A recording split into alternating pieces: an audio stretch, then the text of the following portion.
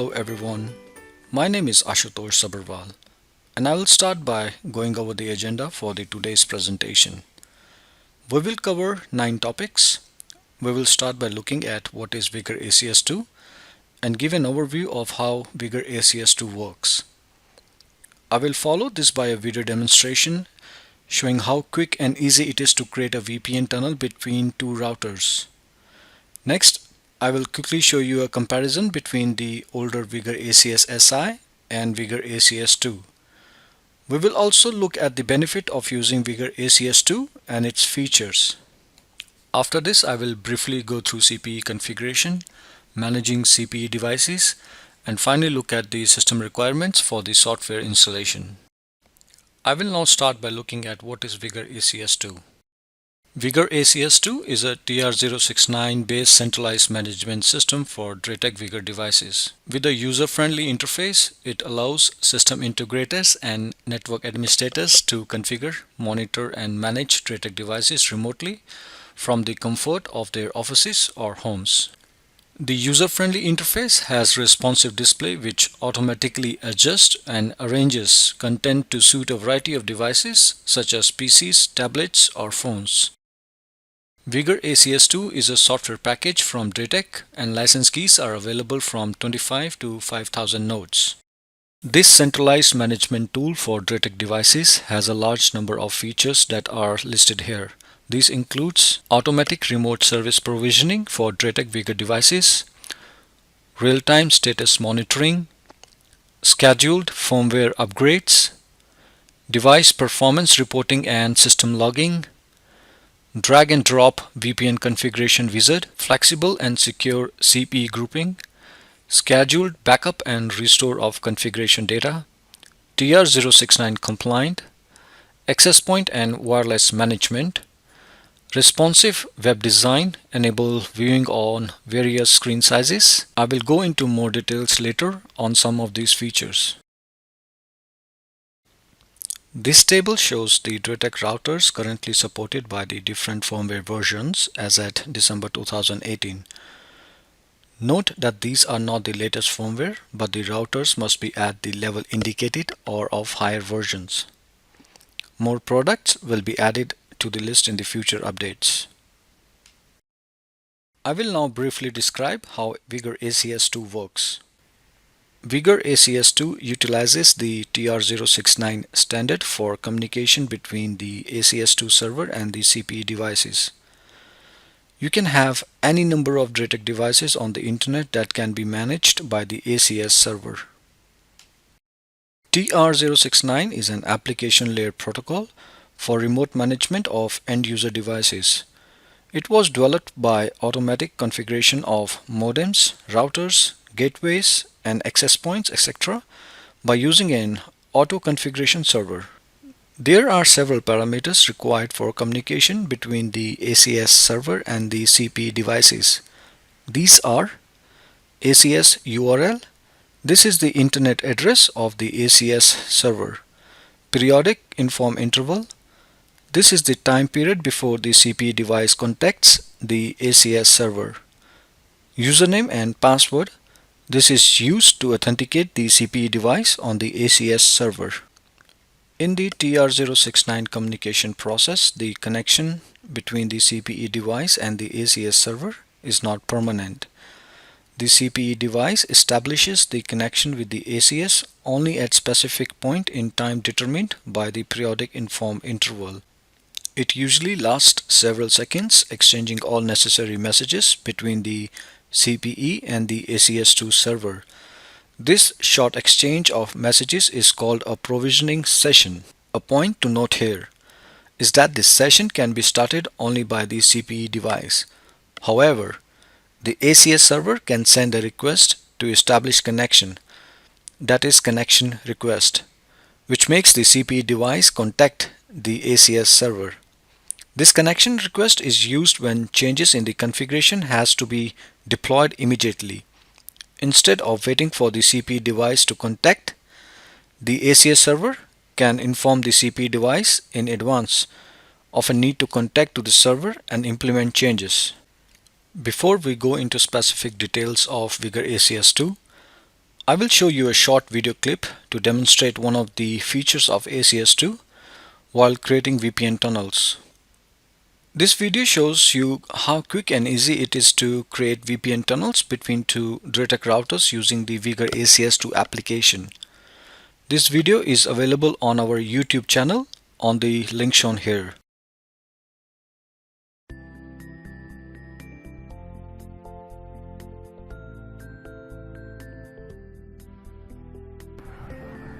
Hello everybody, my name is Harvey Liu from Ireland Technology. Today I'm going to show you how to configure a VPN tunnel using Vigor ACS2 application. Now we log into the ACS server.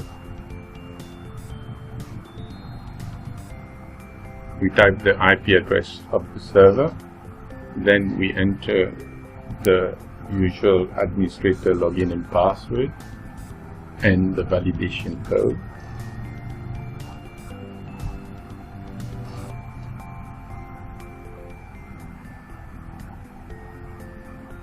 As you can see, I have already added a few CPE, one 2926 and a 2862 LAC. So we now go to the root network configuration, go to the VPN. We are going to add, for example, a 2926 and a 2862. Then select the SSL visit and dial out from the 2926 to the 2862. It says link from this IP address to the other IP address. Click OK. It will take some 13 seconds, a few seconds more. And when it's ready, we click on the 2926. We can see the link is on, and the SSL color showing that the link is OK. Same for the 2862. We see that the pink line is dialing out from the 2926. Now, if you want to see how the VPN tunnel has been created, just log in onto one of the routers and check the VPN profile that has been created. We go to the VPN LAN to LAN, and then we can see all the details of the profile that has been created. We can see the SSL tunnel selected in the dial-in, and there the remote IP address and the local IP. This is how simple and easy creating VPN tunnels using the ACS2 wizard is. I hope that you found the video informative, and as you have seen, creating VPN tunnels is made easy and using Vigor ACS SI and ACS2. No special skills are required. You just drag and drop the icons and all the work is done for you in the background.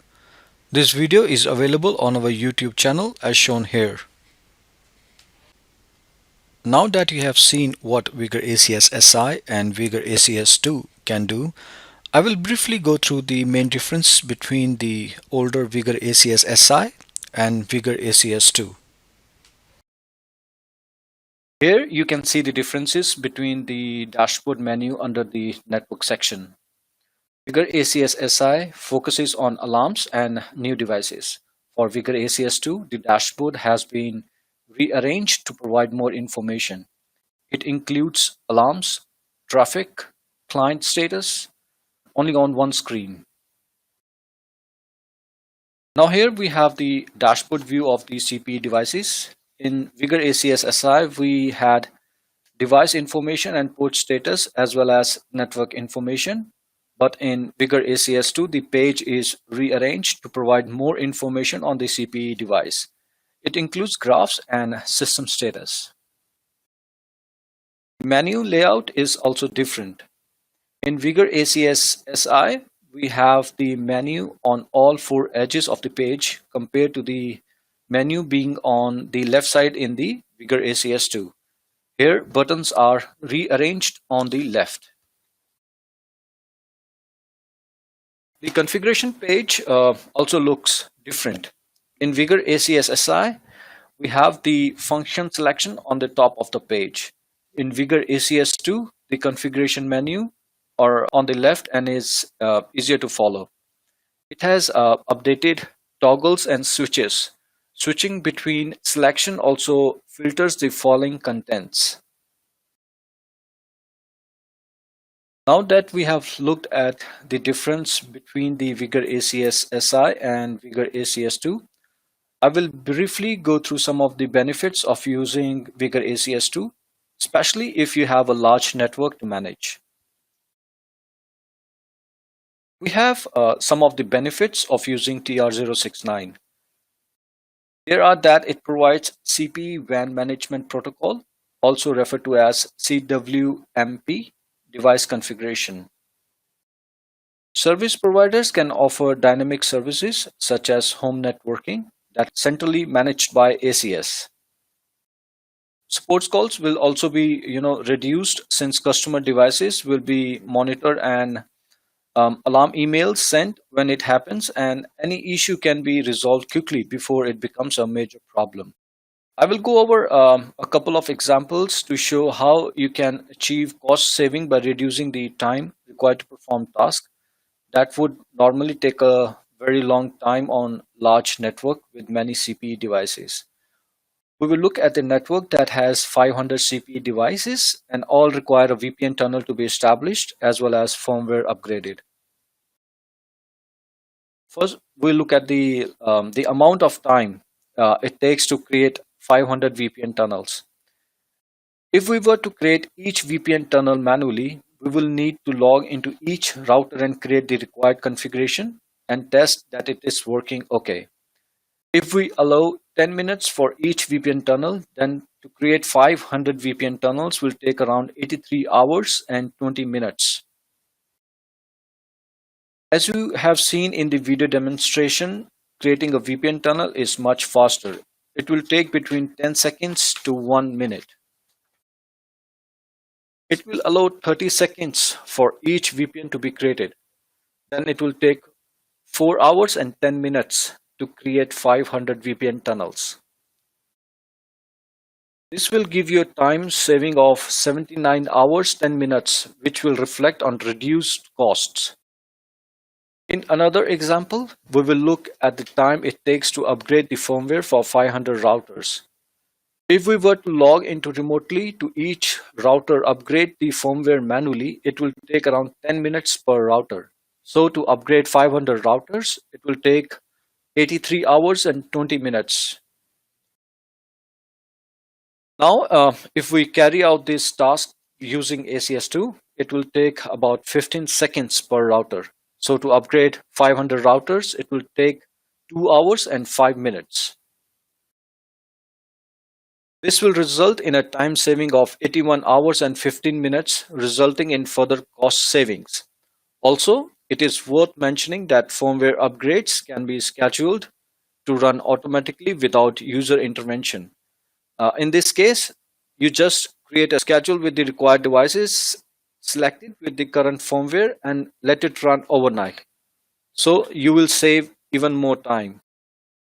As you can see here, if we had to create 500 VPN tunnels and carry out 500 firmware upgrades, we will save about 160 hours and 25 minutes when compared to what we had to do it manually. I will now pass this to Harvey, who will go through some of the features of Vigor ACS2. Thanks, Ash. The first feature we will look at is auto-provisioning. Vigor ACS2 allows CPE, when installed in remote networks, to receive pre-configured data such as IP, PPOE, VoIP parameters, etc. from the ACS server. Network administrators can schedule provisioning of new profile firmware upgrades, or backup and restore configurations for selected CPEs to occur at specific times. Operations such as configuring VPN connections, VoIP settings, uploading new profiles, etc. can be scheduled to take place at the same time and the same way as required. Provisioning can be carried out per network group, global parameter, or per device, CPE set parameters.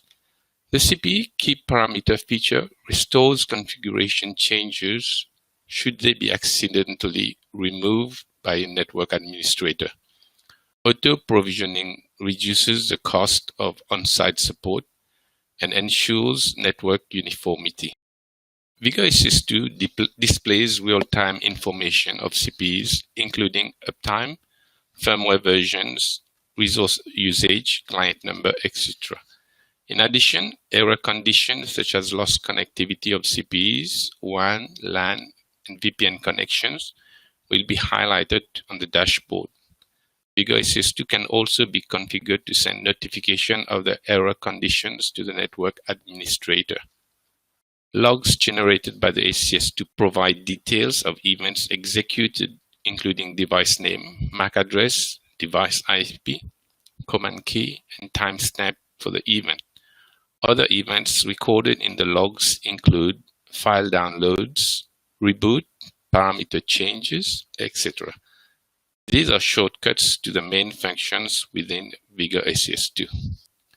VigoSS2 allows regular maintenance tasks such as firmware upgrades, configuration backups, restorations, and device reboots to be automated and be carried out from a central console.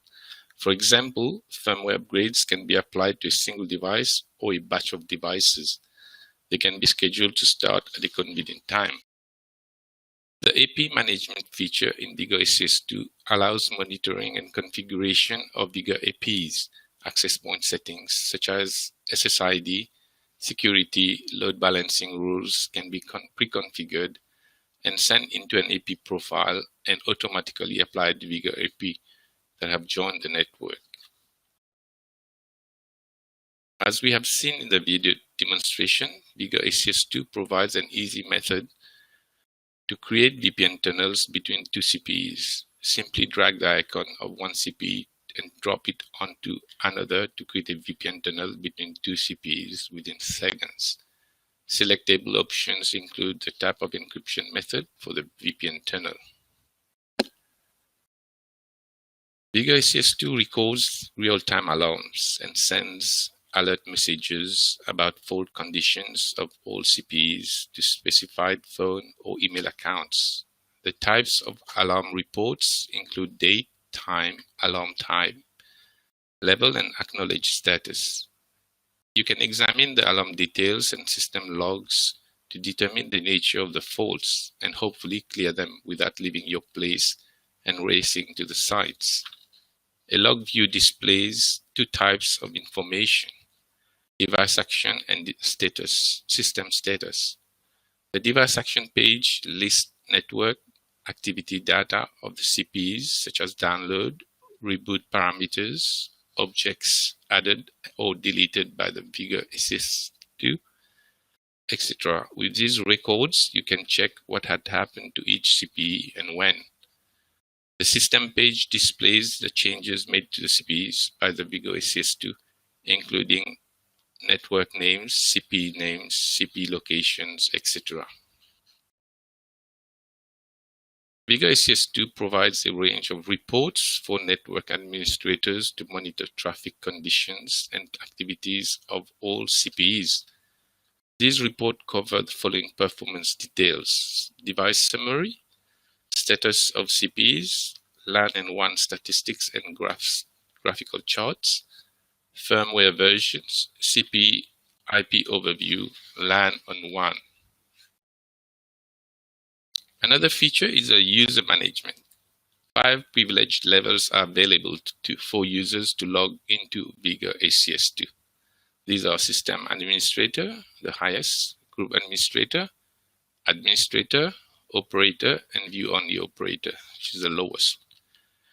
User accounts can also be assigned to a group and management authority for certain devices by network be assigned to a user group. The Responsive Web Design, or WD, is another feature of VigaSS2. Here the screen display automatically adjusts to suit the size and type of various screen size for devices such as PC, tablets, smartphones, etc. We will now look at the configuration required on CPE devices to allow them to communicate with VigaSS2. The first step is to enter the URL for the VigaSS2 server as highlighted here in the screenshot from a Viga 2925 router. This setting is done in System Maintenance /TR069 configuration menu.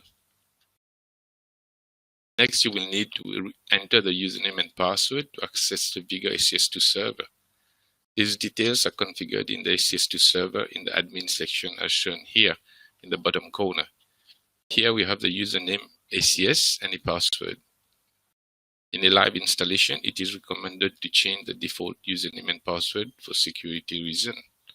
You will notice for the CPE client settings, we are using port 8069. The TR069 port is set in the System Maintenance /Maintenance configuration menu as shown here. You will notice that port 8069 is a default value, but you can change this and it must match the setting on the VigaSS2 server. Now we will briefly look at the VigaSS2 web interface and some CPE management options. This shows you the login interface where you have to log into the VigaSS2 server. You will need to enter the username and password as well as the validation code. Once you have logged in, you will be presented with a dashboard view which gives you a listing of your devices as well as a map showing the location of the CPE devices. Now, if you wish to use this facility, Google Maps has started to charge a fee for an API that will activate the map. When new CPE devices are registered to VigaSS2, they will appear on the root network and can be added to network. For example, we may add 3 devices to the Sydney network and 1 in the Brisbane network and will appear in the Google Map as shown here. VigaSS2 has 2 main menus. The first one is the network menu.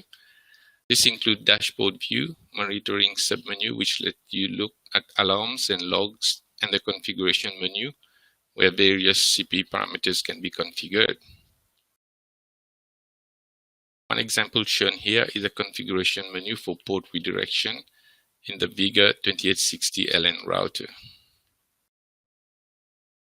The other main menu option is a system menu. This has 7 submenus, which are as follows. Starting with the maintenance menu at the top. Here you can carry out tasks such as CPE configuration, backup and restore, firmware upgrades, schedule reboots, etc. Next, we have the reports menu where we can generate reports for various parameters, including traffic, firmware version, network status, information. Provisioning is the next submenu where you can configure multiple CPEs simultaneously instead of configuring each one individually. For example, you can update all customer routers with an updated firewall rule within a few clicks. The network management menu allows the creation of networks under the root network, and CPE devices can be moved into each network. This helps in managing CPE devices located in different locations. The last 2 menu options are the system and user menus. Here you can set up the system-specific parameters as shown here in the list for each submenu. We will now have a look at the system requirements for VigaSS2 installation. Here we have the server requirement based on the number of nodes that will be managed. The processor, memory, and storage requirements increases as the number of nodes is increased. For over 5,000 nodes, it is recommended to use a Linux server. If we take, for example, a 500 nodes installation, the recommended hard disk space is 4 terabytes, which is huge. But if you look closely, you will see that 99% is used for syslog, which is itself optional. So if you set 500 nodes times 30 days times 48 megabytes per day, then you will get 720 gigabyte of data being transmitted and kept on the server. In this case, a 4 terabyte hard disk is justified. But then again, you will need to activate syslog on all CP devices. The HDD requirement is much smaller if you do not wish to keep this amount of syslog data. For the client PC, you can use a common web browsers such as Chrome, Internet Explorer, Safari, etc. An operating system such as Windows 10 and most flavors of Linux such as OpenSUSE, CentOS, Red Hat, etc.